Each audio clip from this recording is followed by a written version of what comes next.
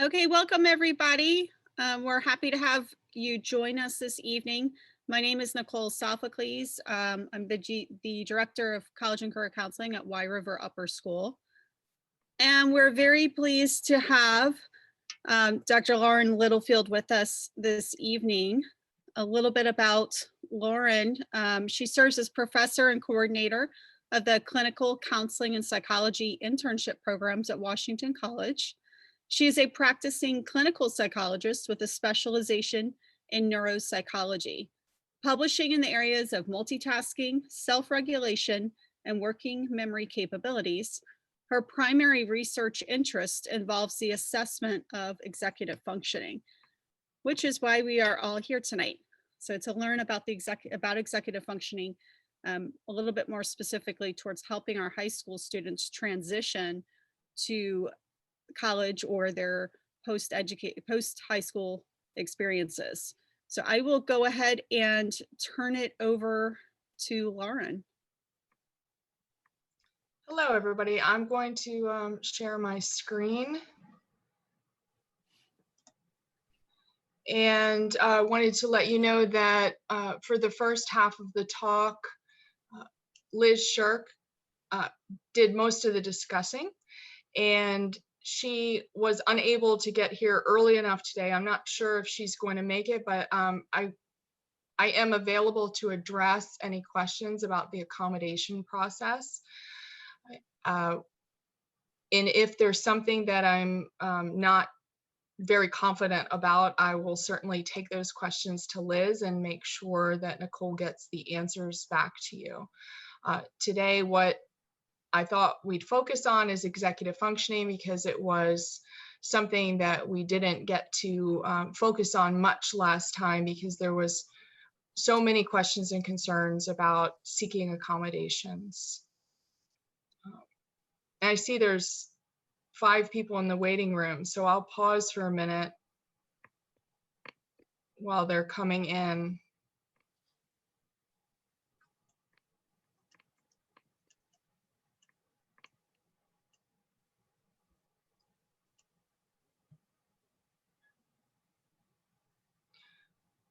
Okay, so what I'm going to do is talk about executive functioning, how it works, how it's defined. I'm going to give you some resources in executive functioning that the links will be shared with you through Nicole. But for right now, I want to give you just a background on it, and I'm happy to take questions. So if there's a question you have, feel free to put it in the chat, and then we'll have a longer question and answer period also at the end. So executive functioning, maybe many of you are already familiar with it, but it's often equated with the structure that goes along with it. So the frontal lobe of our brain is sort of the executive processor of our brain.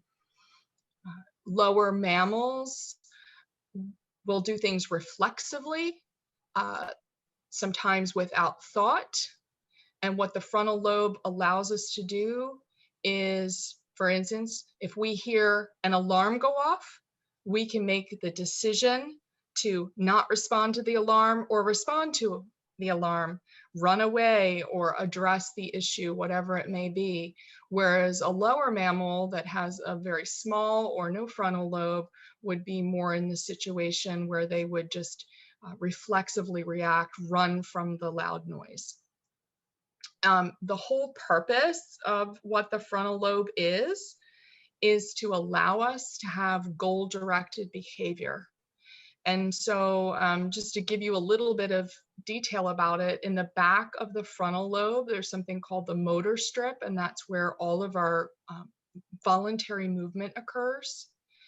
So what happens when there's inputs from the environment is we receive the information, and the front of the frontal lobe, or the prefrontal lobe, makes a decision about what to do and sends it to the back of the frontal lobe so that the person can either move or suppress movement.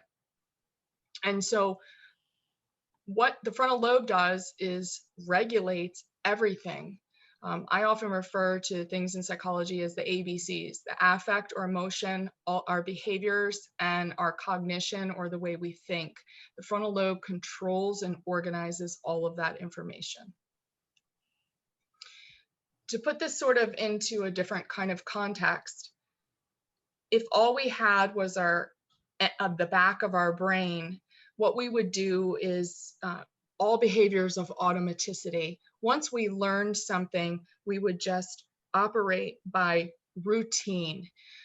And you and I know that, for instance, if you've made a recipe many times, you don't have to monitor what you're doing and all the steps because it just comes automatically.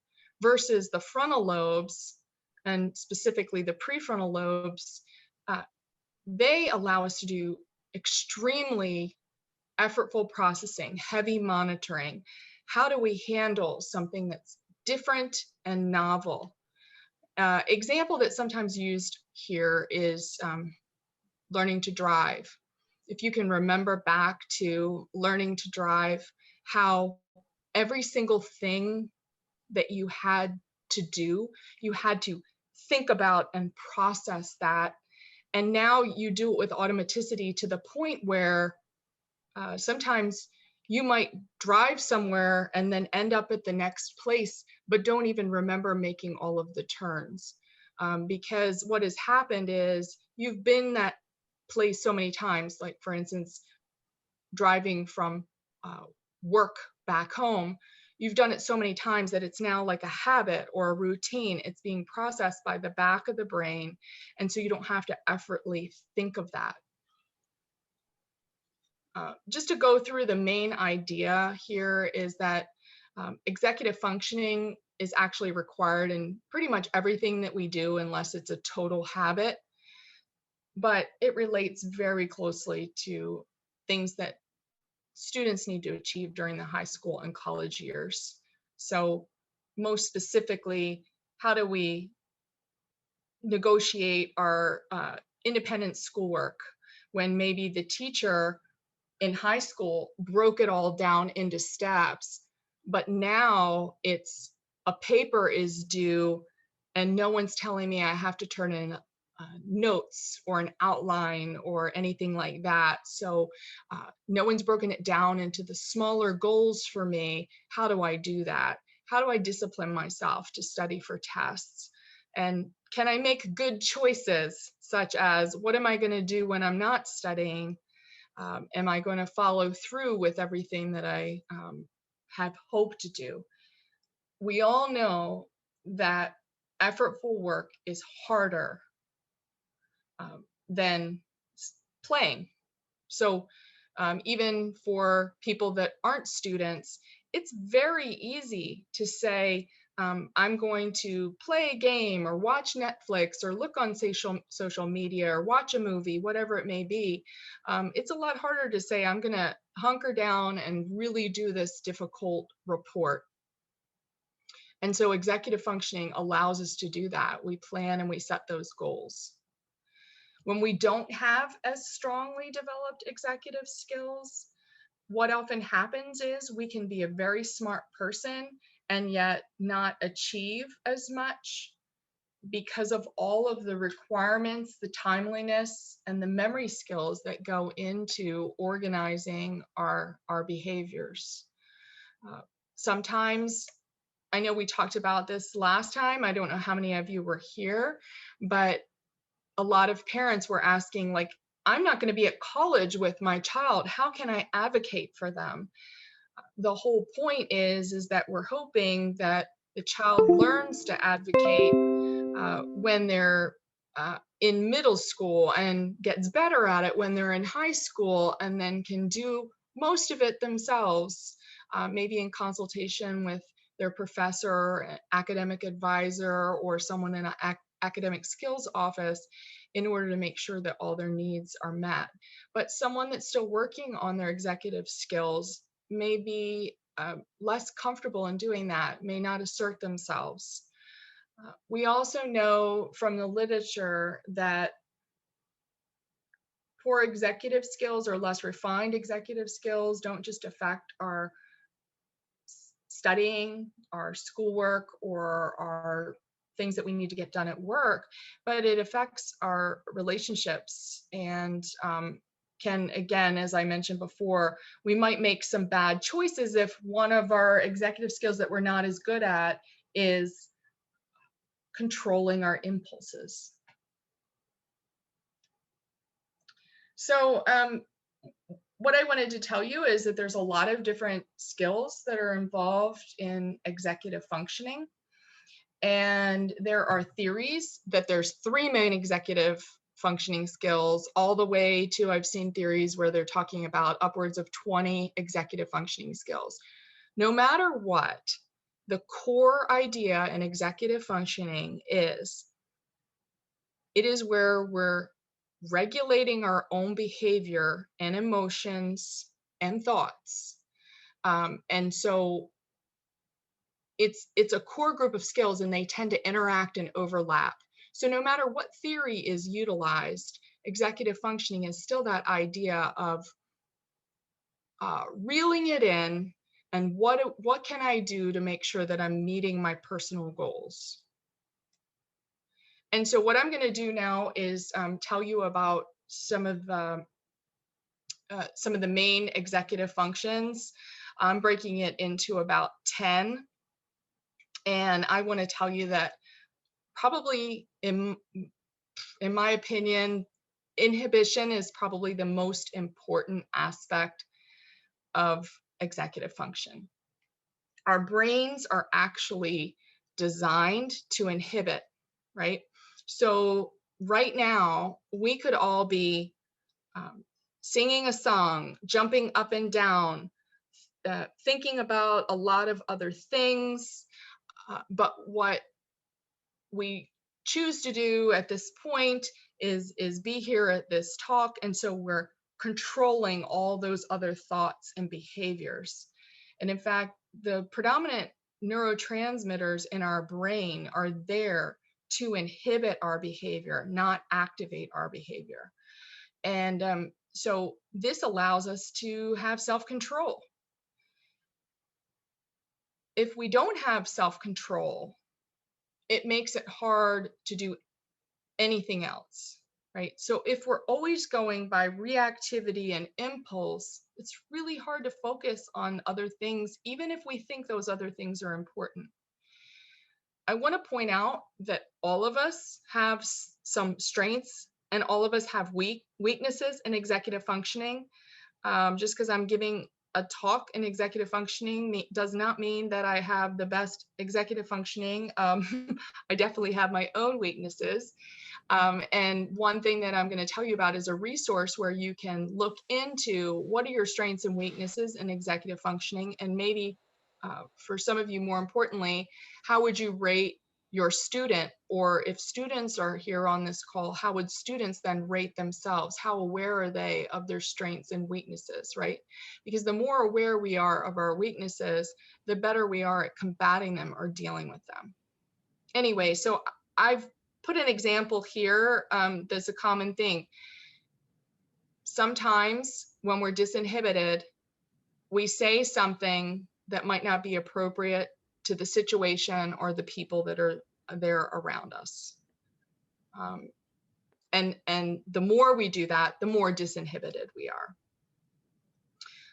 I want to show you a video that's very brief that has to do with inhibition and how important it is, because I want to tell you how it relates to some outcomes in long-term life.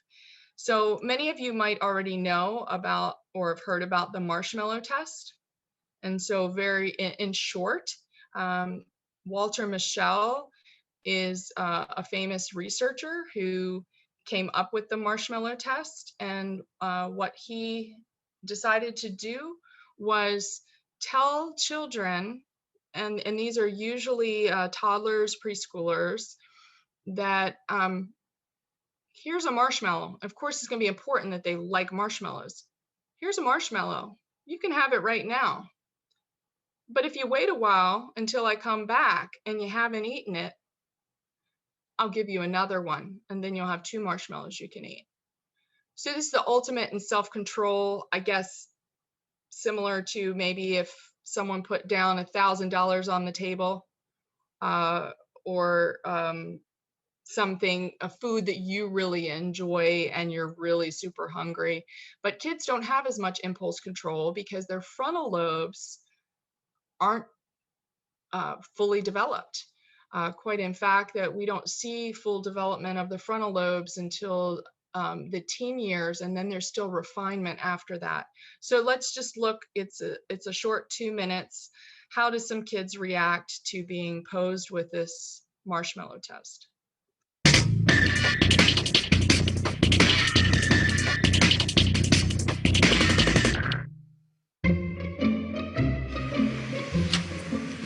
Okay, sit in that chair. All right, here's the deal. Marshmallow for you. You can either wait, and I'll give you another one if you wait, or you can eat it now. When I come back, I'll give you another one, so then you'll have two. But stay in here and stay in the chair till I come back, okay? All right.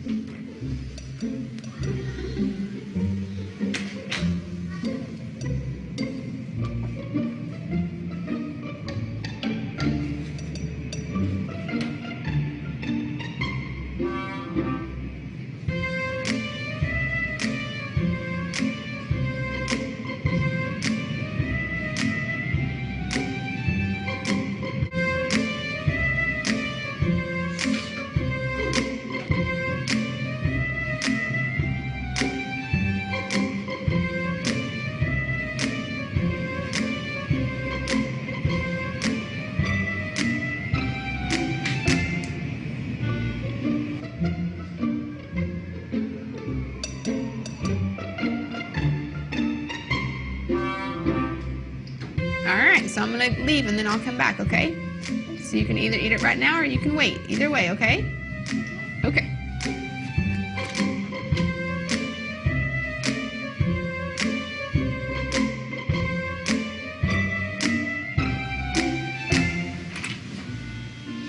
How'd you do? Did you do good? You did? Yeah. You wanted to eat it, didn't you? Yeah. So did I tell you to give you another one? Okay, now you can have both. You need them.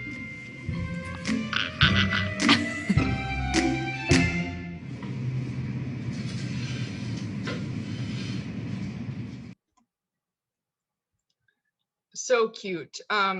So I want to tell you what some results of the research on this, how well you inhibit can make predictions about your future.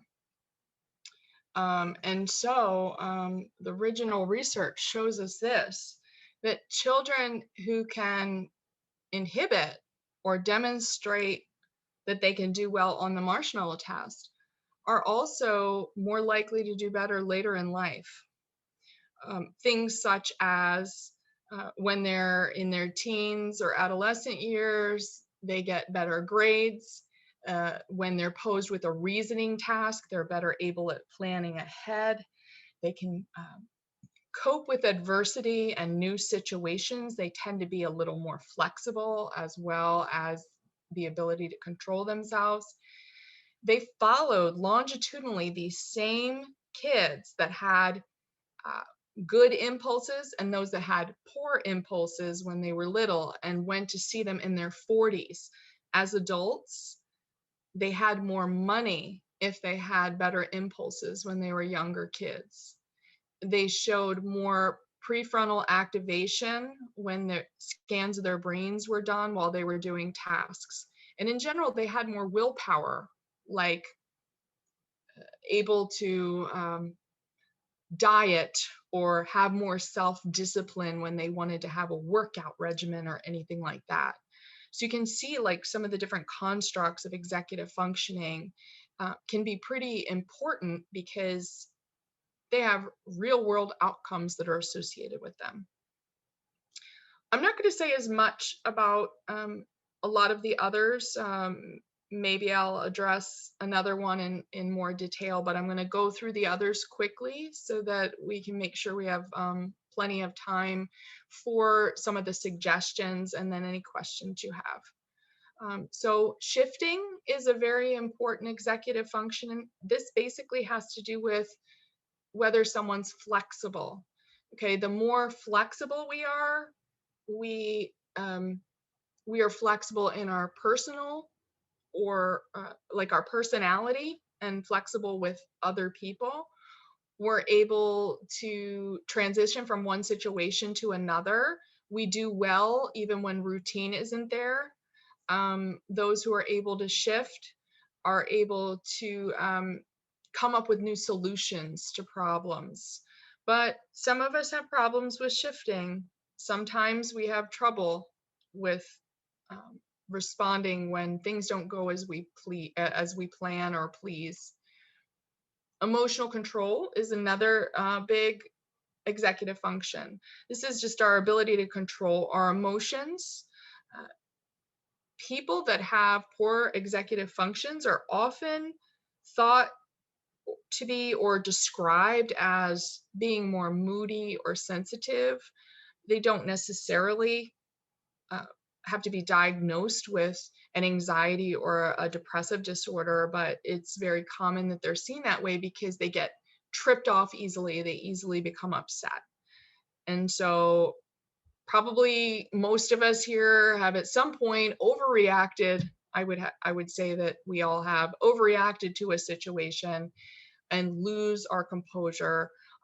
This is us losing emotional control, but if it happens numerous times a day, our executive functioning may not be as well developed. Monitoring ourselves and being aware of how we influence one another. So that's an important executive function, to be aware of the fact that I'm tapping my foot, and that might influence the person who can not only see or hear the movement of my foot. And so the example here is that sometimes we can't control that we're singing or humming or moving our foot, but sometimes we do it. We're aware of that we're doing it, but we may not understand how it impacts other people.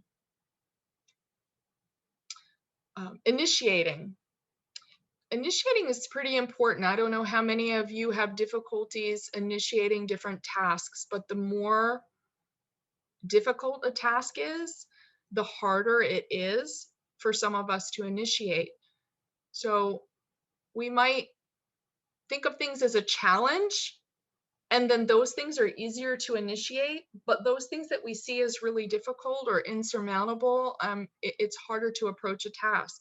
And some of you might be learners like that, or might have a student like that, where it is hard for them to just get started. And so that's the example that I put here is, maybe I can't think of my topic for my English essay, and I think about it for 5 days, and now I only have 2 days left to write the essay.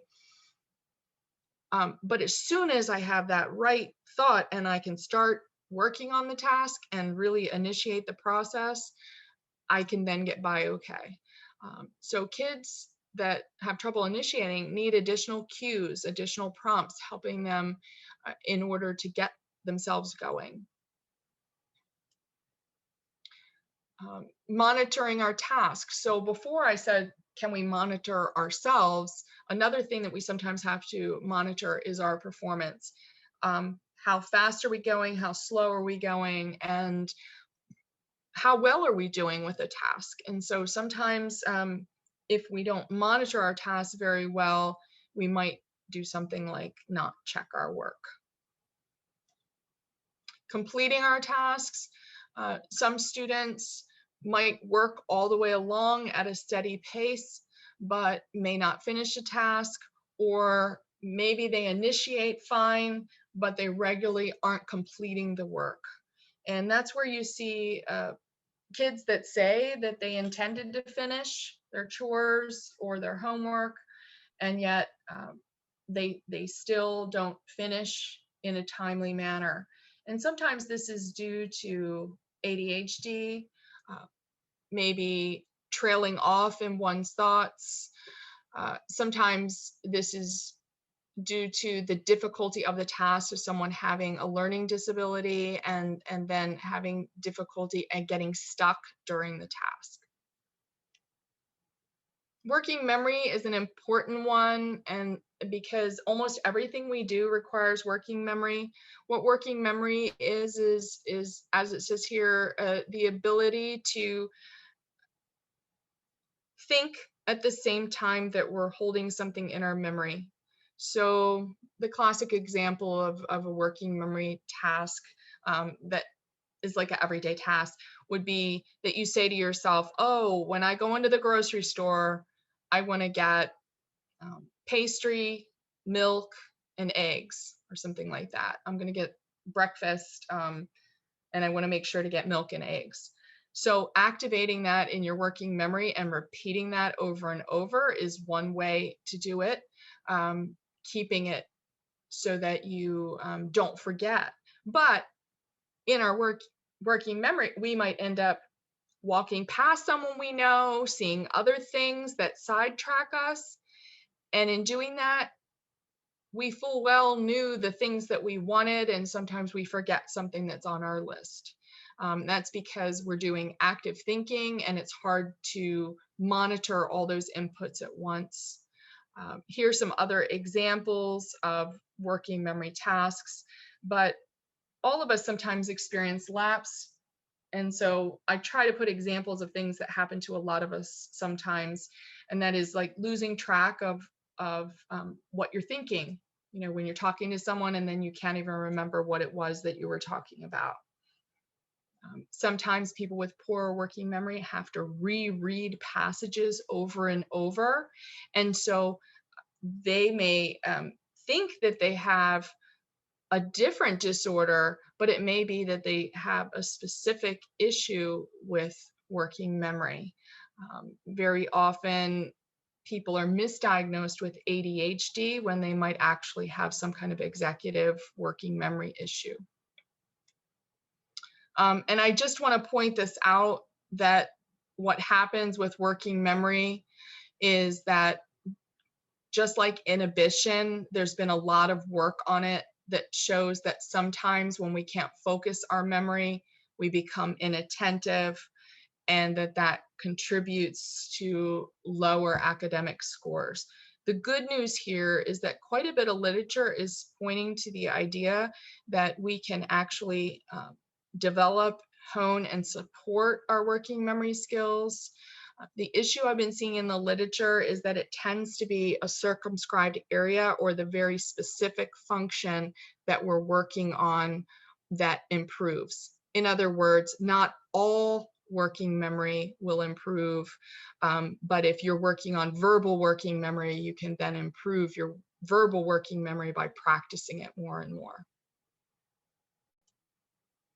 Planning and organizing is another executive functioning task. I think this is one we easily appreciate, and this is where we might have trouble with those longer term assignments because we might not naturally break them into the smaller pieces. Organizing our materials, this one's a big one. Some of you might be yourself or know someone whose desk or bedroom is a mess, and you wonder how they can even find anything. So organizing the materials, obviously, the more they're organized, parsed out in places that are logical and always kept there, the less likely you're going to lose things. People that have difficult or dysexecutive issues with organization of materials are more likely to do things like also misplace their homework or have trouble finding the file on the computer amongst everything else because they haven't organized them into the different folders. All right, I actually want to stop at this point before we talk a little bit about improving executive function skills. And I see that Liz has come in, so that if people have questions for her as well. Are there any questions anyone has about executive functioning in general? I think it's very logical, but I just wonder if there's any of the areas people might be unsure about or have a question about.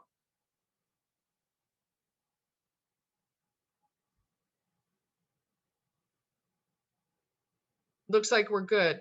Okay, so what I do want to show you, I'm going to share my screen again and tell you that Nicole, when she sends out the different links, there's going to be a set of hyperlinks in a file that are sent to you. And I just want to show you as an example. One of them is the Executive Skills Questionnaire. Now, this is not a clinical tool that's going to tell you you have a diagnosis or not a diagnosis, because that's really not the point.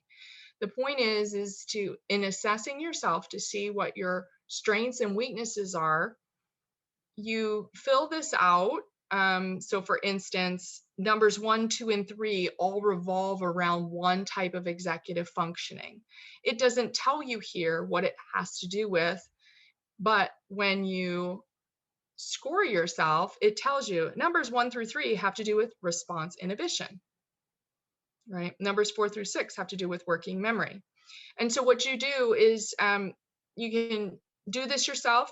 You can have your student do it. You can assess your student and try to, from your thoughts, think about what you think your child or student's strengths and weaknesses are. But you can just, by looking at the total score, you can see what their top strongest skills and top weakest skills are. And what it does is it walks you through in this. Not only does it explain what each of the things are so that you can remind yourself, and like I said, the model that I used lists 10 different things. This one includes a little bit more than that, breaks it down a little bit differently.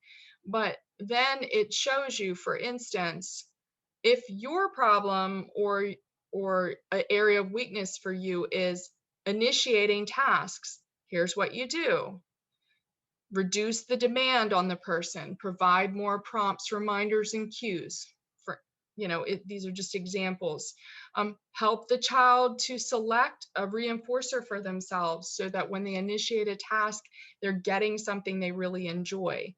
And so while it talks about child, I can tell you these all work for adults too, high school students and college students alike as well, as long as you just replace the idea of, instead of help the person. And so we can discipline ourselves better.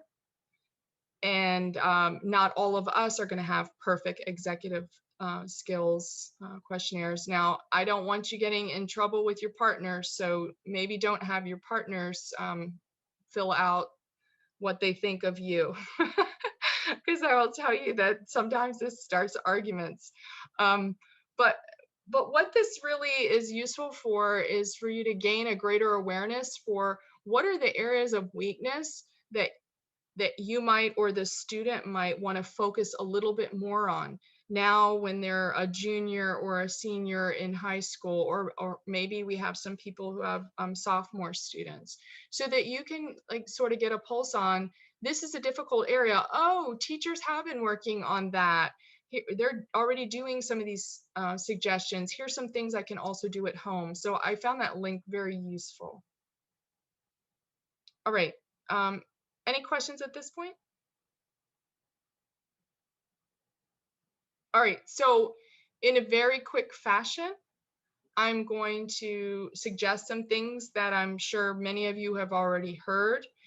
And these are ideas about how we can improve our executive functioning skills. Some of them are very logical, and some of them you're going to find as suggestions if you read through that strengths and weaknesses skill questionnaire that you will receive the link for. One thing that we mentioned last time was academic coaching. And that is the idea that you can have a coach, which is a little different possibly than a tutor. It's someone that's helping you to meet more global goals than a tutor might be like you're having difficulty with certain math problems, I'm going to coach you. Well, I don't want to use the word coach. I'm going to help you learn a new way to figure out the answers to these questions. And it's very math skill specific. Instead, academic coaches help with global skills, such as how can I organize myself better? How can I set goals for my future that are realistic because I keep disappointing myself, and so on. So the links that I'll send to Nicole have not only an online coaching facility that you can check into, but also the local place of Chesapeake ADHD Foundation that has Annapolis, Bethesda, and some other physical places that are close to us where you can get an academic coach. So the idea here is advocating for ourselves, getting what we need. And we've kind of already said all of these things. All the ones at the top have to do with communicating with the school, getting the support we need in the areas where our weaknesses are, but we have to be mindful of addressing any challenges that are outside of academics as well, because if we're really struggling emotionally with something, that makes it very difficult to focus on any academics. Sometimes we tell the students to create a goal, and teachers are really good at helping with very clear, circumscribed goals. But I want to say that the clearer the goal is, the easier it is to reinforce someone for that. And so the idea is someone could say, oh, I want to study more, Mom. But if they say this one, I'm going to study 4 days a week and I will study for 1 hour every day outside of school, even if I don't have homework. And so that's very concrete. And so it's reinforceable. I don't know what I will study more means, but I know what accountable mechanism is. Also, similarly, the example I have here is I want to write better papers. We could all have goals, but I'm going to follow this new process for papers, and I'm going to use a checklist, whatever it is that works with for someone. And I will say that for some people, making it visual, like a graphic organizer, helps. And for other people, keeping it very verbal, like having outlines, is something that works better for them. So experimenting with a tutor or a coach, or even a parent, if you can do that. Sometimes it's hard for parents to work with their students. But the more that you experiment with it, the more you know, these are new ways I can use to combat my weaknesses. This kind of duh information, but the idea of having a process where we keep everything in a place, that everything is labeled, that we check these things routinely. The more we don't do these automatically, the more we need to set up a system or a process. That is even scheduling a time that I'm going to look at my calendar every day if I find that I'm frequently missing things. And now we have all these wonderful apps and we have alarms and things like that. So it's very easy to do things like if I'm missing something, you can program that into your phone or into a smartwatch. This is some of the same, but some of the simple things that we think are very logical, we don't always put into practice. And one that's for a lot of kids that have ADHD, they'll buy into this. It's time right now to spend the 5 minutes straightening your room. They find out this is a whole lot better than getting nagged or having to spend a whole hour on a Sunday cleaning up because my room is such a mess. And so figuring out these logical ways to help with organization. These make a lot of sense. I will say that the most important of these is that the student has a place that's their special place where they can think clearly and do their homework.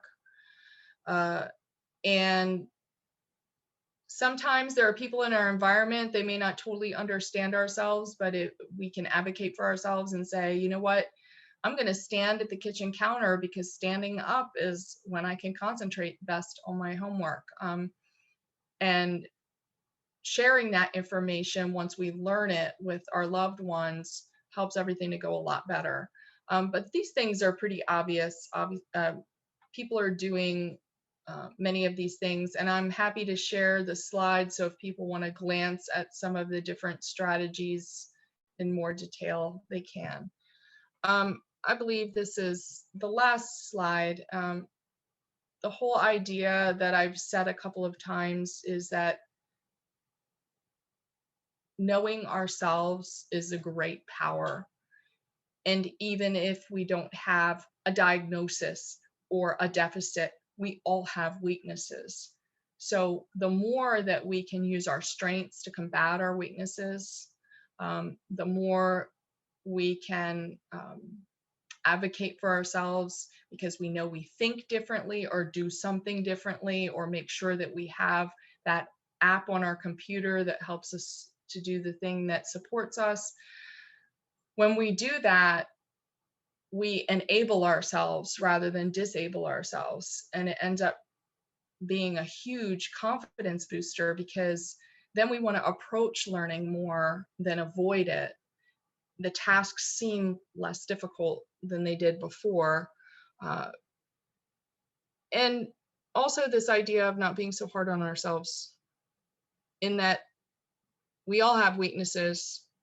And so maybe through life, we're all trying to work on some of our executive functions. So I appreciate everybody's attention, and I'm so happy to answer questions. I'm also happy to point out again that Liz is here, so that if you have questions, not just on executive functioning, but how do you get accommodations or anything like that, we're happy to answer your questions.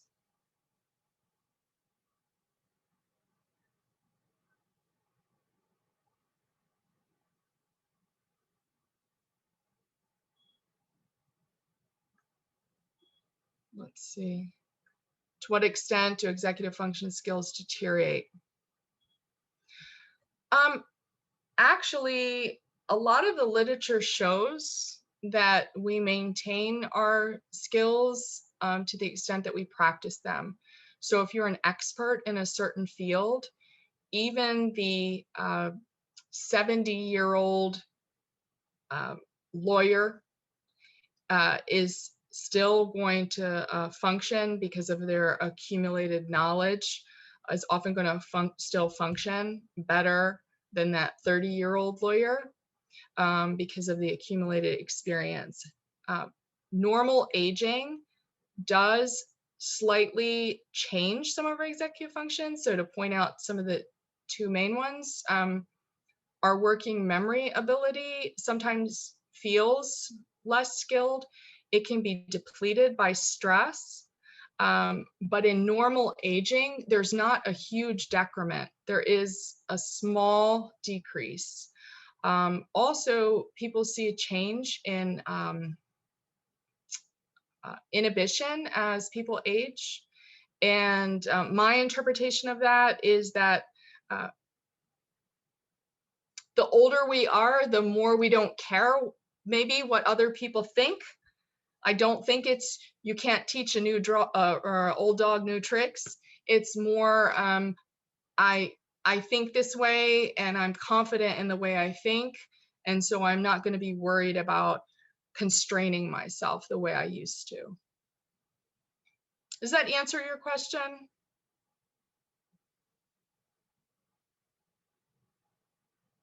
Hopefully it does, but ask more. Oh, yes, thank you.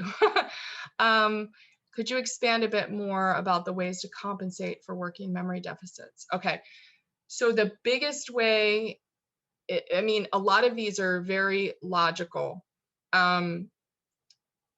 is this idea of chunking things together or creating mnemonic devices that are logical and perhaps unique to us.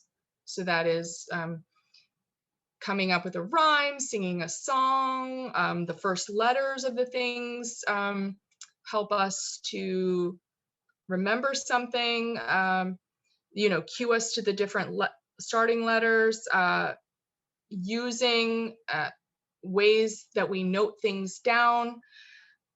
A lot of the things are compensation or improving our skills by using strategies.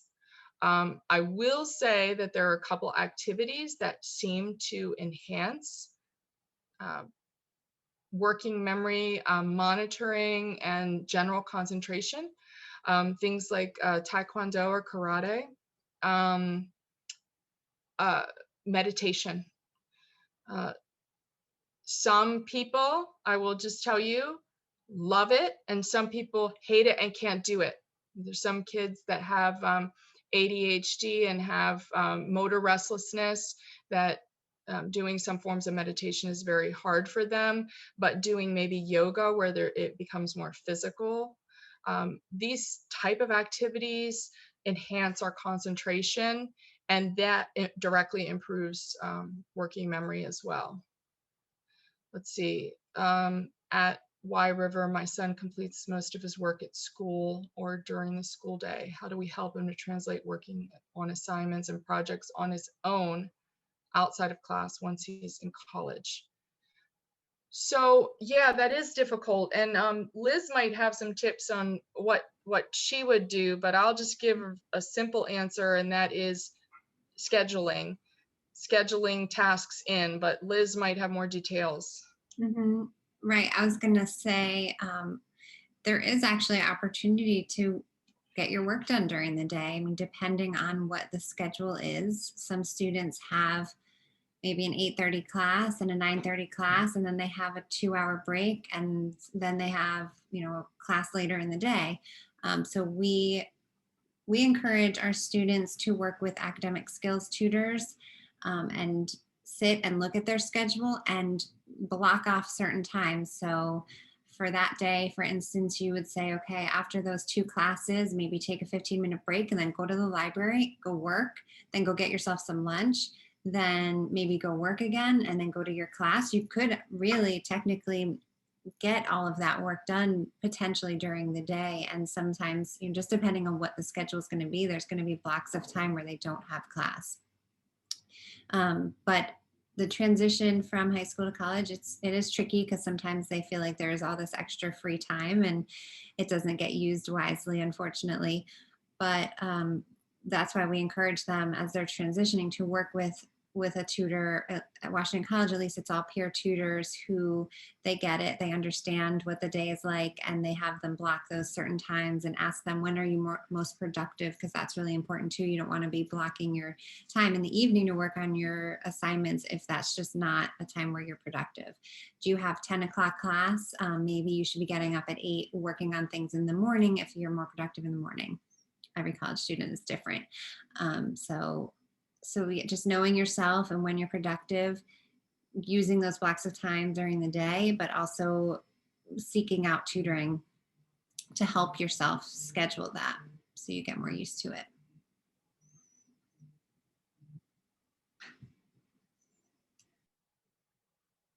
Other questions?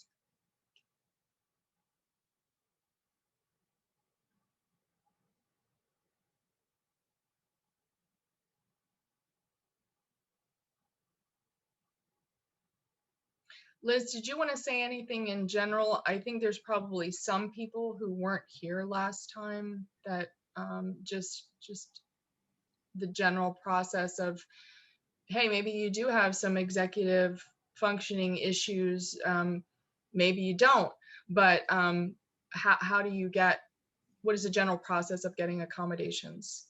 Mm-hmm. So generally speaking, it is basically a 3-step process. For us, there's a form on our website that the student fills out, just giving us a little bit of background information, some preliminary information about the disability.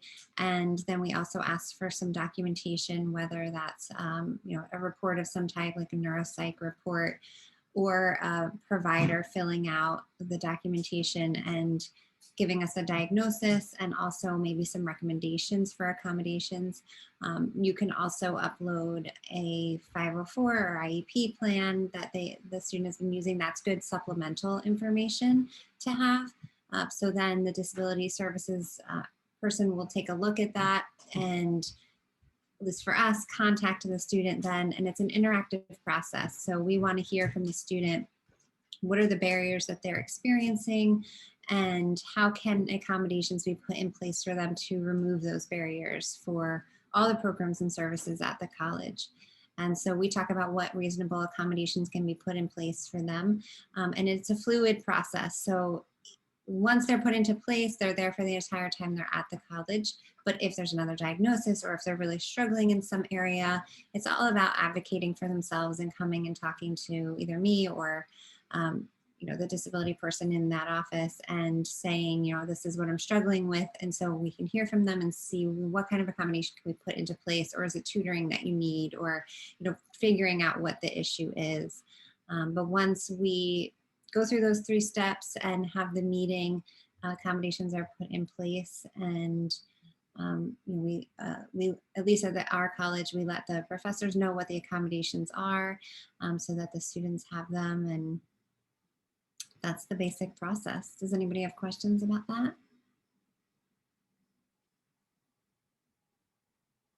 And I apologize for coming late. It worked out fine. Good, perfect.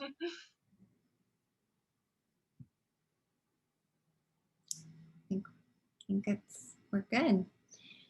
I'm available if people have specific questions. I think maybe our information's been sent out. If you want to contact me with an individual question, please feel free. Yeah, the PowerPoint that that we'll give you access to has Liz's outline from last time, like the main things that she says, and our email addresses on the face page.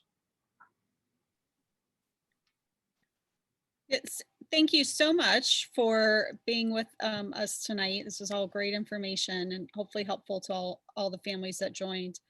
We will be sending out next week to everybody who participated the PowerPoints, as well as links and resources that were mentioned, and a recording of tonight's session. So if you have any questions, feel free to also, you can email those to me as well, and I can help connect you to the right person if I don't have the answers.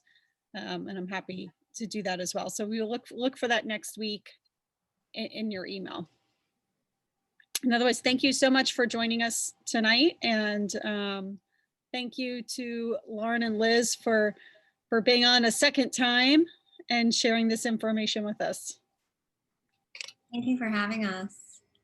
Take care, everyone. Thank you. Bye.